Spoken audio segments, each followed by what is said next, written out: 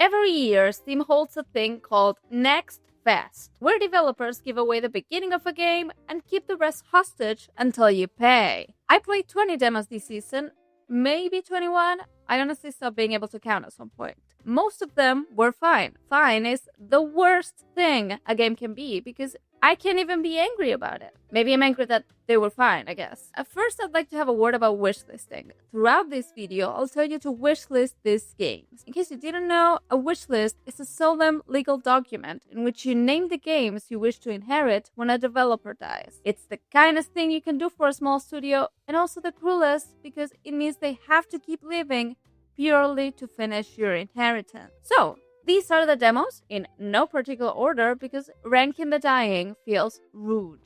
Behold, the Q realm. I used to have a guy for that.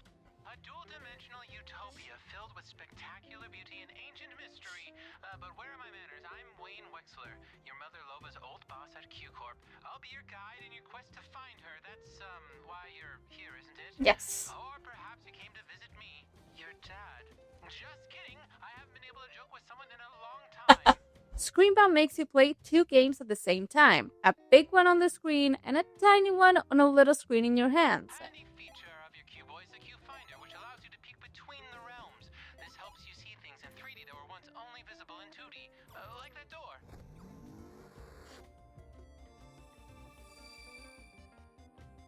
The little screen shows you the things the big screen is hiding, which raises the obvious question of why the big screen is allowed to lie to you like that. For 5 minutes, I felt genuinely unwell. Now, hang on I tight. feel sick. Q-Boys, you can't Okay, just sit wait. here in the Q realm.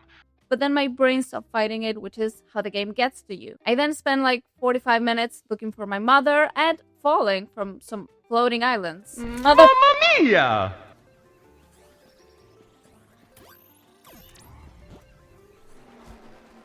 Are you kidding me? I literally walked over that thing. For some reason, mothers in video games are always lost, or dead, or both, which tells you everything about the people making video games. Yes, me leaning forward actually does help in the game.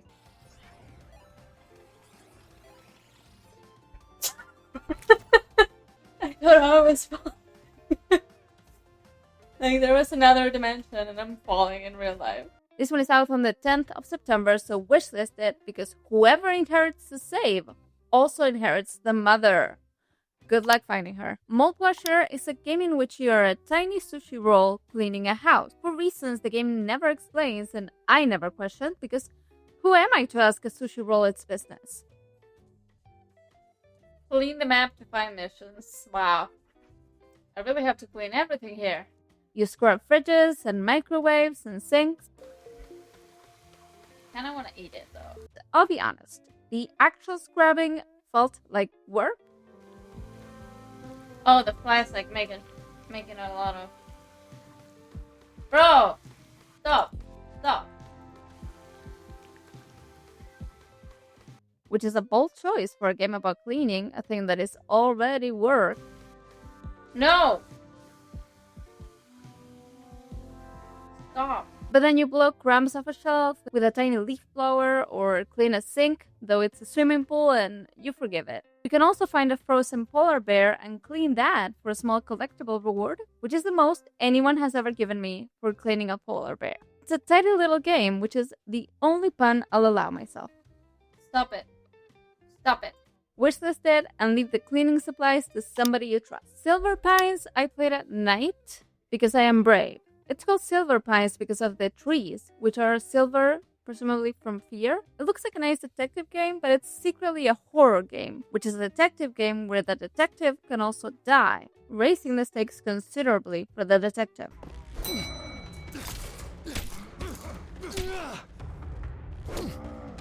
In this game, you wake up with no memory. A payphone rings, you pick it up because you're crazy. Did you find him, detective? And a voice tells you to find a man called Eddie Velvet. And you simply agree because it's rude not to. Then you find yourself fighting things with a knife you've mended using tape, the most working class weapon in all of gaming. It also has the most interesting mechanic ever invented, which is stomping in frustration. The town starts slightly wrong and then becomes extremely wrong, and at no point does anyone ever consider leaving, which is the real horror. This one is out on the 8th of October, so wishlist it and update your records. One Coin Museum is a game when you play as a frog called Toads, who dreams of opening a museum at sea, which is an ambition no frog has any business having, but hey, who am I to judge? You sail out on a boat and grab treasures off the ocean floor with a claw machine. By the way, the claw machine is wildly unfair, but I'm told this is by design, which I'm sure is what people say about most unfair things. I got a lovely 20 minutes out of it. Whether there's a whole game in there, I generally could not tell you.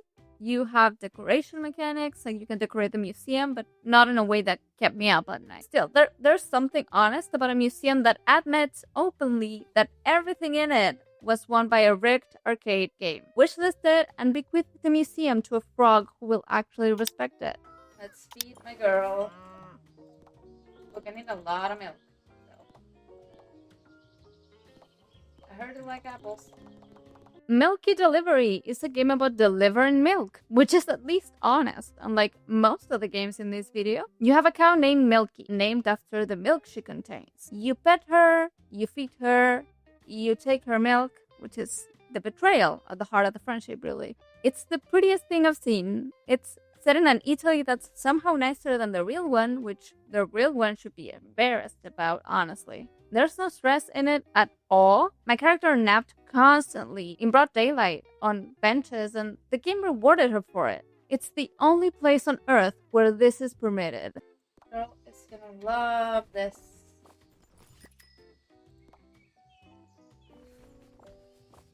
Except, let's take a nap, girl.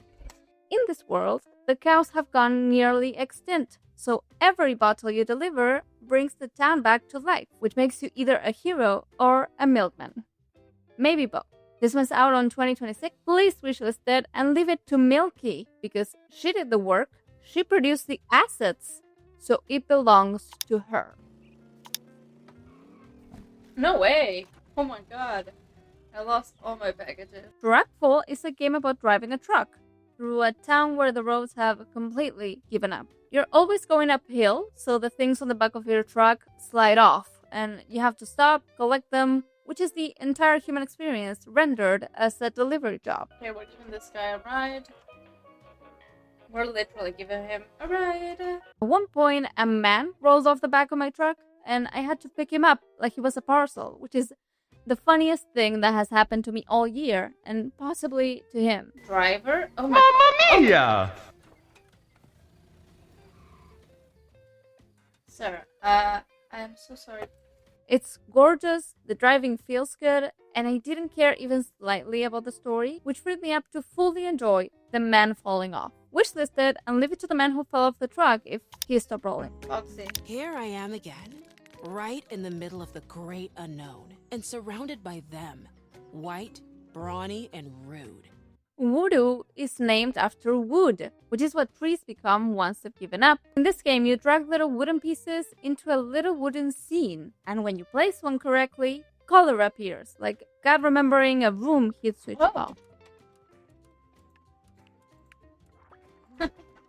I love the way everything is correctable. It's like one of those touchy-feely books they hand to babies, except this one made me feel things, which a baby's book had never once done for me.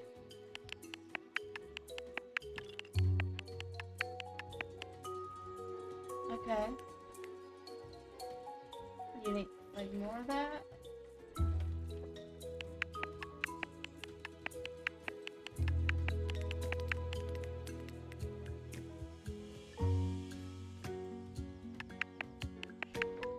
At the center, there's a girl called Foxy, who is not a fox. First of many lies this game tells. Nobody in her town likes her, and the demo ends the precise second she finally makes a friend, which is the cruelest place to stop a story since the Bible. It's out in 2026 on a day they haven't decided yet, so wishlist it and pray you outlive the wait.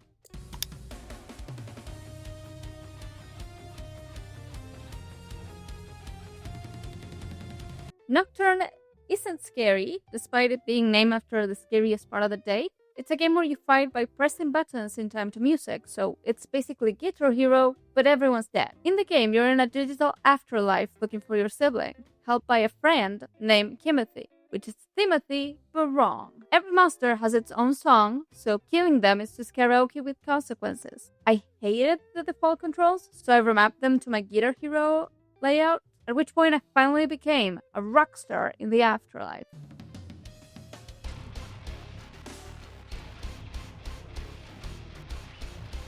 The music was recorded by a real orchestra in Slovakia, who I can only assume were told it was for something more dignified than this. This game made me feel warm and held, which is upsetting in a game about being dead. It's out on the 24th of September, so wishlist it before it's too late. Which, for everyone in it, it already is. Hoa 2 is a game named after the noise from the Twilight films, the one the lady sings over the foggy trees.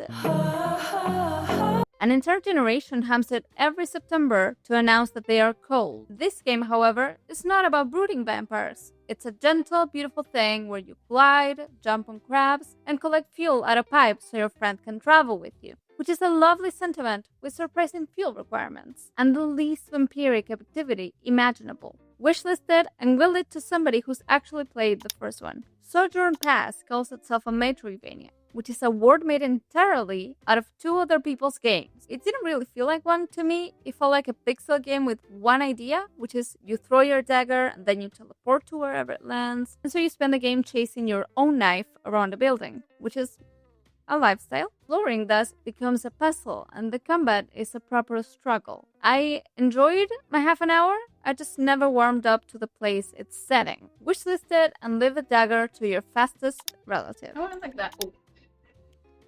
Wait. Yes. Moonlight Peaks is a farming game for vampires, which at last solves the biggest problem with farming, which is the sun. Hello. Oh, you can talk. Of course you can talk. Oh, there's a man outside my house. Between you and me, I borrowed a few seeds from my nephew, Samuel. Figure I'd skip the middleman and make my own red wine. Ooh, I do want to make red wine. I love having a winery. I am tired of farming games. There are now more farming games than there are farms, and more farms than there are farmers, which is why none of us has any food. But this one won me back, honestly. Hello. Meaning, hello. I'm Chester. Perfect name for Chester. You grow crops with horrible little names, you turn into a cat to move faster, and Death himself wanders the town in a Hawaiian shirt, retired after having finally killed enough people to take some time for himself. Good for him. You can also marry the locals. Oh, hello. Halt! Go no further! Hello. Yo, vampire! Pick it up. Oh, hello! I am married to a woman named Saga. She is beautiful, and we never discussed the farm. It's out the 7th of July, so wishlisted. I have left mine to Saga, which I believe makes the farm a joint asset. I gave Grim Trials about half an hour. It's a perfectly competent game in which you fight your way through rooms, getting slightly stronger each time, which is also known as growing up. The issue is that I have played Hades, and then I played Hades again, except they called it Hades 2. So while there was nothing actually wrong with Grim Trials, nothing in my half hour managed to pull me away from the two games it kept gently reminding me of. It's not a crime, it's just a very crowded room to walk into, but I'll happily look again when it's grown up a bit more. Okay, so all I know about this is it's a spooky pharmacy. That's it. But we're gonna try it out. Welcome to Elderfield is a very unwelcoming game. Looks like farming sim, but it's secretly a horror game. Which by now you'll have noticed it's the most common con in this entire video. Everything you click on in this game talks to you, and everyone in town says something deeply disturbing like a group chat you cannot leave. We search the garbage. Okay. Nice. When you go to sleep, the game rolls a dice to decide whether something terrible happens to you in the night, which is also how sleep works for me, honestly. Stay out too late, and you get cursed. look at the wrong thing, and you get cursed. It's basically being a woman, the game. Bitter herb. Everything here sounds so delicious. Fun times. Into the source. Oh my god, what is that? Hello? Hello? Greetings, child. I am known as the gatekeeper. What can I do for you? Can you open this gate? No. There's combat, fishing, mining, and a radio that lies. It's honestly doing a lot. What the f*** is that? It's out in 2026, whenever it's ready, which is a phrase that has ended many marriages. Wishlisted and pray the curse isn't hereditary. Vesta. An exoplanet capable of harboring humanity was our new hope. Okay. My team and I were sent here to the Ares station to study it. We were so proud, so energized by this adventure. But everything went wrong so quickly. They left. All of them. Overnight. I have to understand what happened and flee the station at all costs. Before it becomes my tomb. Rivage, Rivage, or Rivage is a space mystery in which your crewmates leave you behind in space, which is the worst possible place to be left behind, narrowly being a wedding, in my opinion. You investigate by looking very closely at everything, and I mean everything, hunting for passwords and keys to doors that have been locked in increasingly petty ways. It's fully voice acted, and every actor has an accent, and I could have listened to it for hours. I didn't though, because the demo deletes your progress at the end, which is a strange way to thank somebody for playing a game. But I'm excited about this one, which doesn't happen to me often, or to anyone who's met me. Wishlisted and leave it to a crew who won't abandon it. Shroom and Gloom is made entirely out of cardboard, which is brave for something asking for money. You walk through dungeons fighting mushrooms with cards, and you can eat the mushrooms to heal, which makes you the hero, the predator, and slightly a forager. There are 2 decks, one for walking and one for fighting, because in this world, even moving requires paperwork. There's a thing called the Gloom that eats at your health whenever you stop to rest, which is the most accurate depiction of rest ever committed to a game. I played it once and then thought about nothing else for a day, against my will. Wishlisted and leave it to the mushrooms. They will outlive all of us. Tanuki Spawn Summer. This is a game about a small creature on a BMX, and the writing feels genuinely lovely. There's also a story which happened quietly around me while I was busy doing tricks. I'm sure it was nice. Summers usually are, right up until the end, and you have to go back. So wishlist this game and inherit the bike, if not the summer. Spiritstead is a town building game where you also collect ghosts to do your chores, which is frankly the dream. You build little houses, you feed little people, and then you summon these little spirits to do the actual work, which makes you technically management. To unlock one of the ghosts, you have to put a chicken on fire for exactly 3 seconds, which is either an ancient ritual or simply lunch. Mine didn't work because the game is broken charmingly in the way of something not yet finished. It's beautiful and it has no release date at all, not even a fake one. Well Dweller is a Metroidvania game so well made, it made me forget I had to force myself to finish Silksong. In this game you play a small bird sent on a dangerous quest by your mother. Despite having siblings who actually volunteered to go, your mom just pretends not to hear them and sends you instead, which is the most painfully accurate family dynamic in any game this year. It's tough, it's clever, it's funny, and the bosses are wonderful, by the way. So wishlisted, outlive its maker. You can inherit the bird. Good night. Girl, there's more space on the bed. Dragon Shelter is another farming game where the town doesn't want you, though this time it's not out of horror, just sheer depression. See, in most farming games you arrive and everybody beams at you, everybody's happy you're there, but here no one would talk to you, and they'll only help you if you promise to save the town first, which is the most realistic small town welcome I've ever received. I was so depressed. By the way, where are the dragons? I have played for 21 minutes. Where are the dragons? But it's not all bleak, because there's a dragon, and the dragon is extremely good at everything. It watched me fumble around a kitchen and immediately took over, cooking at Michelin level, because dragons, turns out, they're just better than us. I didn't love every part of it, but I want to see the town saved, mostly so the dragon can finally rest. So, Spiritstead, because it's the only thing the dragons can't do for you. I have never been happier. Okay, computer. Hold RT to deal with your pent up rage. Mama! Then close the door. Hold it. I'm back, ready to deal with my pent up rage. Release to smash. Yeah. And then there's Virtue and a Sledgehammer, which made me cry. Something a free demo should not be legally permitted to do. But yeah, you play as a woman who comes home with a sledgehammer and smashes everything. I mean it, you can smash everything here. This is what therapy would be if therapy worked. While you smash, you remember your family, who never quite understood you, and the robots in town say genuinely cruel things, the way relatives do, but with better aim.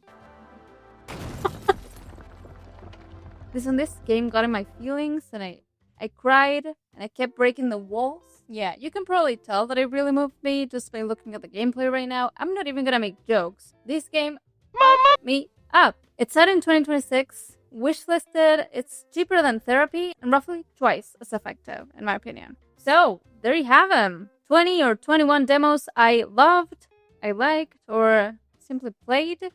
And you can not check them out because Steam Next Fest has ended. This video actually took me so long that some of these games even came out. You can actually go play Moldwasher right now. It's out, the full game. But yeah, we'll leave the full detail of which ones are still available down in the description. But even if you can't play them, you can still wishlist them and watch out for the full release. Hopefully, I'll see you next T-Fest in a more timely manner and play maybe less games. Going through all these tutorials was a lot. If you want to know which ones were my top 10, my 10 favorite demos from this event, you can head to bonus-action.com and you're gonna get my full thoughts on them. But yeah, this has been a blast. Hope to see you next time. Don't forget to like, subscribe, comment, do all that stuff that helps us out. Bye!